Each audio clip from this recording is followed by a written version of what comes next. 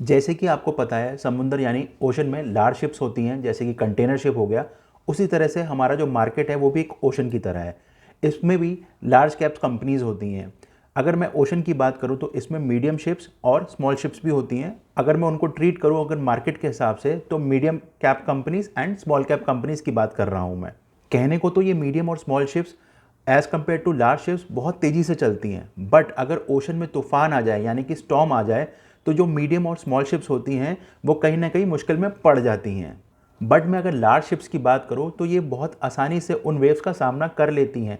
Similarly market के अंदर अगर वॉलेटिलिटी आ गई है या मार्केट में डाउनफॉल देखने को मिल रहा है, तो mid cap and small cap company में जितना लो लेवल हमें देखने को मिलता है as compare to large cap companies में हमें वो लेवल देखने को नहीं मिलता है।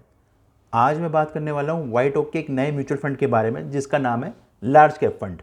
इस वीडियो में हम समझेंगे कि क्या होता है लार्ज कैप फंड, क्या कैटेगरी होती है लार्ज कैप की, साथ ही साथ क्यों ये लार्ज कैप फंड बाकी लार्ज कैप फंड से बेहतर है, और किस इन्वेस्टर को इस लार्ज कैप फंड में इन्वेस्ट करना चाहिए अभी करंट मार्केट सिनेरियो को देखते हुए। और एंड में हम इस वीडियो में जानेंगे इसकी कुछ फंड डिटेल्स के बारे में। तो ये वीडियो आप एनएफओ पीरियड में देखें या एनएफओ पीरियड के बाद देखें, इसी चैनल पर आपको इसका डिटेल रिव्यू मिलने वाला है। लेकिन उससे पहले अगर आप मेरे इस चैनल पर नए हैं तो सब्सक्राइब करके मुझे सपोर्ट करें। मैं ऐसे ही आपके लिए बहुत सारे फाइनेंशियल रिलेटेड वीडियोस लाता रहता हूं और ट्राई करता हूं कि लेटेस्ट से लेटेस्ट एनएफओस आपके पास तुरंत पहुंच सके। तो प्लीज़ आप लाइक शेयर एंड कमेंट करना ना भूलें सब्सक्राइब के साथ साथ। सो हेलो दोस्तों, मेरा नाम अमित और आप देख रहे हैं 11x multiplier channel. So let's start. अगर मैं डिस्ट्रीब्यूशन की बात करूं मार्केट कैपिटलाइजेशन की, तो ये 3 में डिस्ट्रीब्यूटेड है। सबसे पहले लार्ज कैप, दूसरा मिड कैप, तीसरा स्मॉल कैप। मार्केट कैपिटलाइजेशन के हिसाब से फर्स्ट 100 कंपनीज लार्ज कैप कहलाती हैं। 101 से लेकर 100 250 नंबर तक की रैंकिंग की जो कंपनीज होती हैं उन्हें मिड कैप कहा जाता है, एंड 251 ऑनवर्ड्स जितनी भी कंपनीज होती हैं उनको स्मॉल कैप कहा जाता है। जनरली अगर लार्ज कैप की बात करूं तो इनका मार्केट कैपिटलाइजेशन 47,000 करोड़ से ऊपर का होता है। अगर मैं लार्ज कैप कैटेगरी में सबसे ऊपर की कंपनी का मार्केट कैपिटलाइजेशन की बात करूं तो वो 17 लाख करोड़ का है। अगर मैं स्मॉलेस्ट लार्ज कैप कंपनी की बात करूं तो उसका मार्केट कैपिटलाइजेशन 47,000 करोड़ का है। अगर मैं लार्ज कैप कंपनीज की कुछ कैरेक्टरिस्टिक्स के बारे में बताऊं कि क्यों ये लार्ज कैप कंपनीज बेटर होती हैं as compare to small cap and mid cap companies, उसका रीज़न ये है कि जो लार्ज कैप कंपनीज होती है उनके पास एक्सेस होता है बेटर रिसोर्सेज का। उसका मतलब ये हुआ कि लार्ज कैप कैटेगरी के स्टॉक्स में कभी भी कैपिटल की कमी नहीं होती है। यूजली इनकी बैलेंस शीट भी बहुत स्ट्रांग होती है जो कि डाउन मार्केट को भी बड़े आराम से हैंडल कर लेती हैं।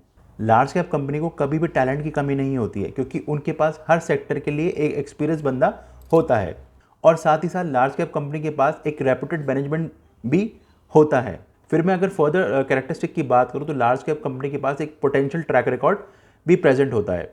फिर मैं अगर आगे की कैरेक्टरिस्टिक्स बताऊं तो लार्ज कैप कंपनीज अपने रिस्पेक्टिव सेक्टर्स में भी एक तरह से लीडर प्रूव हो चुके होते हैं।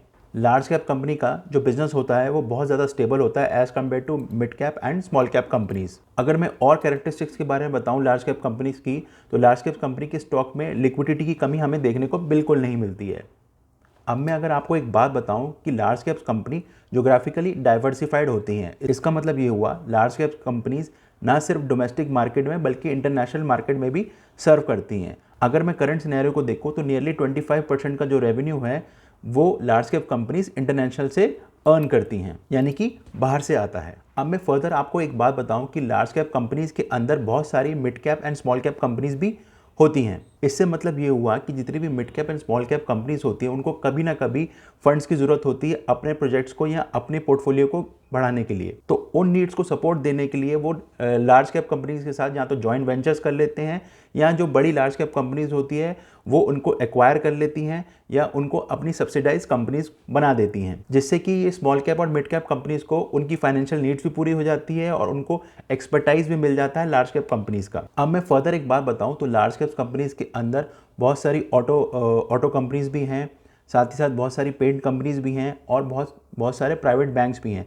साथ ही साथ कुछ इंडस्ट्रियल ग्रोथ रिलेटेड कंपनीज भी हैं। ये कंपनियां लार्ज कैप कंपनीज की सब्सिडरीज होती हैं या तो एसोसिएट्स होती हैं या कहीं ना कहीं जॉइंट वेंचर के साथ इनके साथ जुड़ जाती हैं। अब हम जानते हैं कि क्यों White Oak large cap fund better है। अगर मैं पहले रीज़न की बात करूं तो जो इनकी इन्वेस्टमेंट टीम होती है वो कवर करती है मोर देन 1000 स्टॉक्स, साथ ही साथ मोर देन 1000 करोड़ का मार्केट कैपिटल।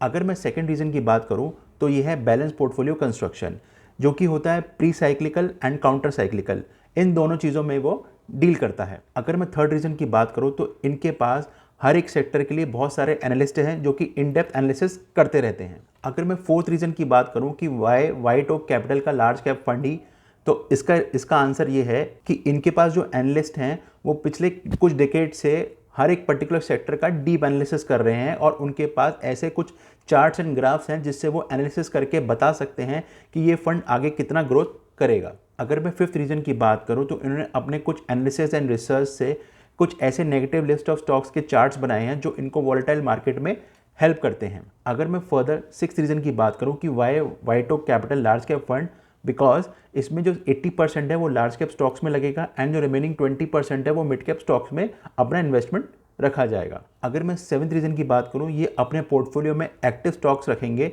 जिसकी वजह से हाई अल्फा जनरेट होता है, और जिस फंड का अल्फा हाई होता है उसके रिटर्न्स भी अच्छे आते हैं।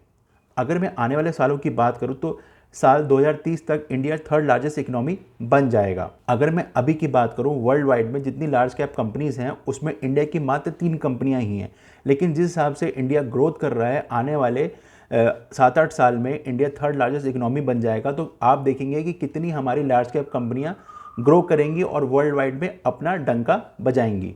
एक कोट मैं आपको बताना चाहता हूं कि picking heavy weights is an art but balancing them is a science, जो कि ये White Oak Capital large cap fund बहुत आसानी से करेगा। अब मैं इस फंड की डिटेल्स के बारे में बात करूं तो ये एक ओपन एंडेड इक्विटी स्कीम है जो प्रीडोमिनेटली इन्वेस्ट करेगी लार्ज कैप कैटेगरी वाले स्टॉक्स में। अगर मैं इसकी इन्वेस्टमेंट ऑब्जेक्टिव की बात करूं तो ये एक लॉन्ग टर्म कैपिटल एप्रिसिएशन के साथ साथ डाइवर्सिफाइड पोर्टफोलियो जो कि लार्ज कैप में है उसे मैनेज करेगी। फिर फर्दर अगर मैं एसेट एलोकेशन की बात करूं तो ये 0 to 80% ये अपना स्टॉक्स का जो इन्वेस्टमेंट है वो लार्ज कैप कैटेगरी में लगाएगी एंड जो 0 से 20% रिमेन रह गया वो डेट फंड में या मनी मार्केट में लगाएगी मिड कैप में। फिर मैं फर्दर इसके अगर प्लान्स की बात करूं तो ये 2 प्लान्स में आ रही है, रेगुलर एंड डायरेक्ट। अगर मैं इसमें मिनिमम एप्लीकेशन अमाउंट की बात करूं तो 500 रुपीज़ फॉर लमसम, एंड अगर इसमें आप SIP शुरू करना चाहते हैं तो वो भी 500 रुपीज़ पर मंथ की आप SIP शुरू कर सकते हैं। अगर मैं इसके लोड स्ट्रक्चर की बात करूं तो इसमें कोई एंट्री लोड नहीं है, इसमें जो एग्जिट लोड है वो है 1 मंथ का, यानी कि अगर आप 1 मंथ से पहले इस फंड से पैसा निकालते हैं तो आपको 1% का एग्जिट लोड लगेगा, लेकिन अगर आप 1 महीने के बाद इस फंड से पैसा निकालते हैं तो आपको एग्जिट लोड नहीं लगेगा। फिर मैं इनके अगर फंड मैनेजर की बात करूं तो इनके जो पहले फंड मैनेजर हैं वो है रमेश मंत्री,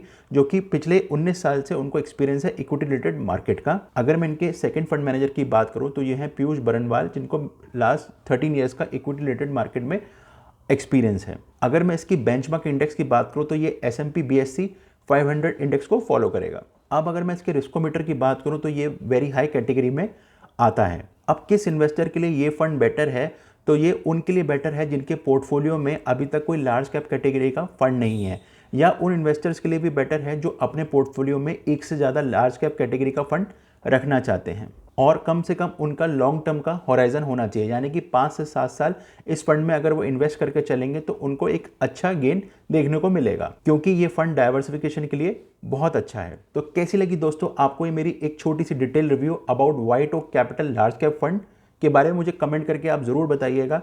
आप मुझे पर्सनल मैसेज भी कर सकते हैं मेरी इंस्टाग्राम ID पर। और इन दी एंड मैं यही कहूँगा, अगर आप मेरे इस चैनल पर नए हैं तो इसे सब्सक्राइब करना ना भूलें, साथ ही साथ बेल आइकन को भी दबाएं, जिससे कि मेरी latest financial video related to mutual fund, health insurance, life insurance आप तक तुरंत पहुँच सके। सो थैंक यू दोस्तों, जय हिंद।